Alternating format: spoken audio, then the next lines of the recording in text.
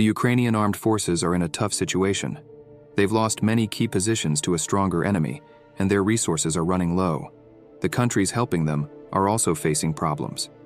Despite this, President Volodymyr Zelensky remains determined, saying Ukraine will not give up any territory and will win the conflict with Russia. In this video, we'll explore if Ukraine can still win and what a victory might mean for Ukraine and the world. Let's dive in and find out. Throughout history, wars have been full of surprises, even for the most experts. Sometimes the underdog wins, and sometimes the seemingly defeated side pulls off a last-minute victory. Now there's a question. What potential outcome will happen in Ukraine if Russia loses the war? To answer this, let's look at Ukraine's objectives. As stated by Foreign Minister Dmytro Kuleba, Ukraine's main goal is to reclaim all territories within its 1991 borders, no matter how long it takes. This means the war will continue until Ukraine regains control of all occupied territories, including Crimea. For Ukraine to achieve this, they must turn the tide of the war and completely push back the enemy. Given the overwhelming military strength of their opponent, a victory for Kyiv would be historic, but disastrous for Moscow. However, Russia is unlikely to accept defeat. They might escalate the war with more devastating weapons. Deputy Chairman of the Russian Security Council, Dmitry Medvedev, has repeatedly stated that Moscow could use nuclear weapons if Kyiv's counteroffensives succeed. Many experts believe this threat is serious. Military expert Mark Kansian from the International Security Program at the Center for Strategic and International Studies, CSIS, in Washington, suggests that Russia could use 20 small nuclear bombs to advance on various fronts. Another scenario is an attack on a city like Kyiv, causing mass casualties and possibly killing Ukraine's political leaders. This would leave Ukraine devastated, with homes and roads destroyed and the land and water contaminated with radiation. Even for those who believe in a bright future, this scenario is not impossible. Russia sees targeting Donetsk, Luhansk, Kherson, and Zaporizhia as attacking its territory. If this happens, experts think the West, including all NATO countries, will have to respond, not just the United States. At the same time, NATO has about 100 tactical nuclear weapons in its countries and can respond equally to Russian forces. It's hard to predict how the world will respond to such a grim situation, but fortunately, experts say the chance of it happening is very low. While the US and NATO want to weaken Russia, they also want to avoid a full-scale nuclear war over Ukraine. It's important to note that the territories Russia claims make up more than 15% of Ukraine. If we side with Moscow or consider Ukraine illegitimate, President Zelensky would just need to agree to Russia's terms to end everything. However, fighting to reclaim lost land could lead to a global conflict and is risky. The Kyiv government seems to have no choice but to aim to reclaim all territories. Nationalism is a sensitive issue for both Russia and Ukraine. Historically, when a ruling power recognizes part of its territory as belonging to another nation, it causes internal problems. Ukraine strongly opposes accepting all of Russia's territorial demands to avoid being seen as traitors. But Ukraine is also fighting for Western countries' objectives. They might consider a different kind of victory, where they keep some territory but accept they can't push Russia back to 1991 borders. They might survive by agreeing to a temporary ceasefire. Some studies suggest the US wants to weaken Russia through Ukraine, even if it means not reclaiming all territory. So the US might see keeping President Zelensky's government and prolonging the war as a victory, even if it's not the original goal of reclaiming territory. This argument suggests that while both Russia and Ukraine suffer losses in a conflict, external parties may benefit. Ironically, Ukraine might still see it as a victory if they can maintain control over key areas, like nearly half of Donetsk province. Some suggest Ukraine should focus on long-term defense to hold its lines, even if they have to give up some positions to Russia. This would help them keep their defense strong and intact. Additionally, there are billion-dollar aid packages from the US pending transfer to Kyiv, which could support this strategy. The old Soviet-era aircraft used in the conflict are being replaced by older European aircraft supplied to Ukraine. The war might last another 3 to 5 years, with casualties on both sides and resources dwindling. But if Ukraine can stop the enemy from making progress, the situation could reach a stalemate. This means neither side officially ends the war, but Ukraine could achieve a temporary and fragile peace. The key question is how the Kyiv government will rebuild its military and infrastructure after the conflict.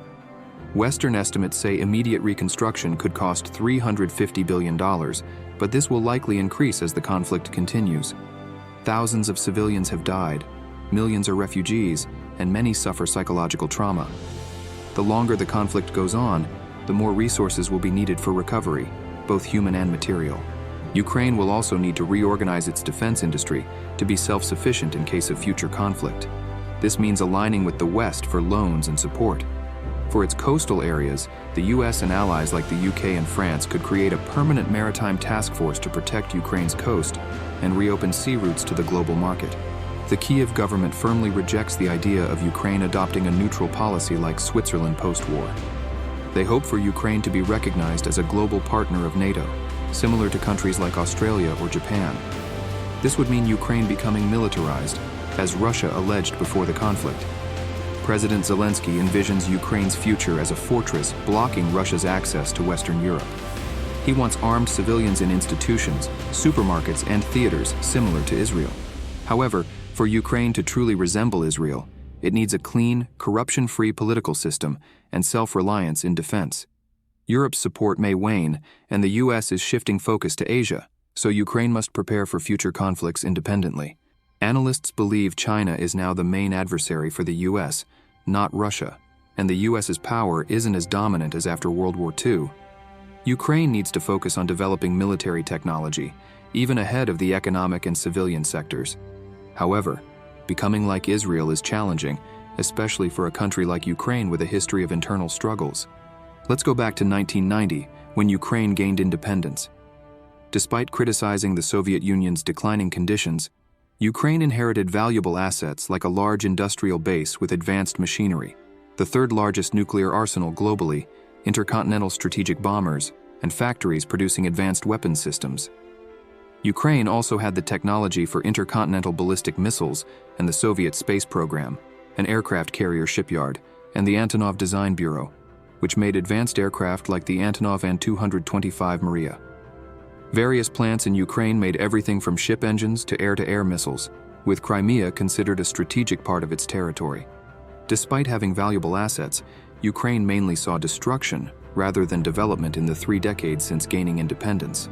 Destruction is easier than construction, and under corrupt officials, the industry declined due to disorganized privatization and sell-off policies. Interestingly, Ukraine indirectly helped China narrow its technology gap with the US by transferring aviation and missile manufacturing technologies at low prices, harming the West in the process.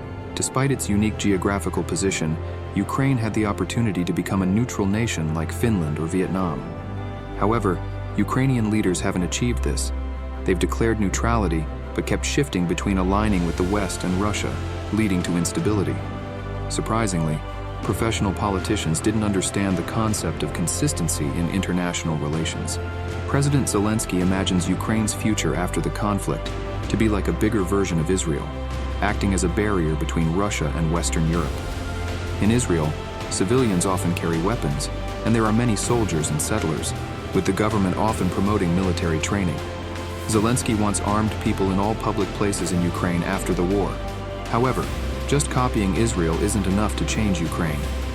American experts say Ukraine needs a clean, fair political system like Israel's, despite past corruption and ongoing security issues. Ukraine must be able to defend itself without relying too much on Europe or the US, as they may not always help. For the past 30 years, Ukraine had the chance to become a strong nation, but instead, it focused more on causing damage than progress. It's easier to break things than to build them. Due to disorganized privatization and corrupt officials, Ukraine's industry went downhill. Surprisingly, by selling aviation and missile technologies to China at low prices, Ukraine inadvertently helped China catch up to the US in technology without going through the lengthy and expensive research and testing phases the Soviet Union did. Ukraine's history of aligning with powerful forces has backfired, leaving it vulnerable to interference and security threats from foreign powers. Rather than handling these challenges calmly, Ukrainian leaders have responded crudely, even challenging the world's largest nuclear power. As a result, Ukraine has plunged deeper into instability, leaving much of the country in ruins and making it difficult to envision a return to peace and neutrality since 2014. Ukraine's current struggles are the result of many past leaders' mistakes, and now the Zelensky administration must deal with the consequences. Even if they manage to avoid destruction by Russia and achieve temporary peace, they'll face a tough battle rebuilding the country from a worse-than-zero state.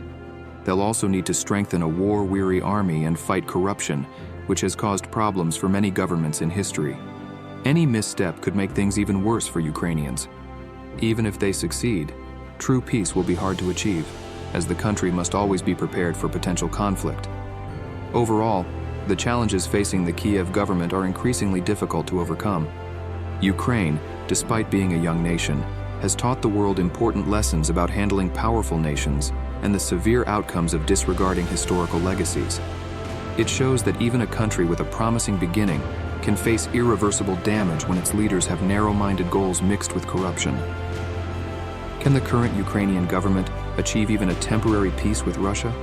And can Kyiv rebuild the country from the ruins? Share your thoughts in the comments section below. Thanks for watching.